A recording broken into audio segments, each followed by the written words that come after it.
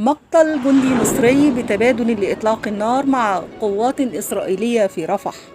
قتل جندي مصري إثر إطلاق النار عند الشريط الحدودي بين مصر وإسرائيل بمنطقة رفح، بحسب ما أكد الجيش المصري اليوم، فيما تحدثت هيئة البث الإسرائيلية عن إصابات وسط عناصر الجيش الإسرائيلي بعد اشتباك مع القوات المصرية عند معبر رفح. بينما قال بيان المتحدث العسكري المصري أن القوات المسلحة المصرية تجري تحقيقا بواسطة الجهات المختصة حيال حادث إطلاق النار بمنطقة الشريط الحدودي برفح، وتضاربت المعلومات بشأن من بدأ بعملية إطلاق النار. واتهمت مصادر عسكرية إسرائيلية الجنود المصريين بأنهم من أطلقوا النار أولا باتجاه الجنود الإسرائيليين عند معبر رفح الذين ردوا بإطلاق النار من جانبهم.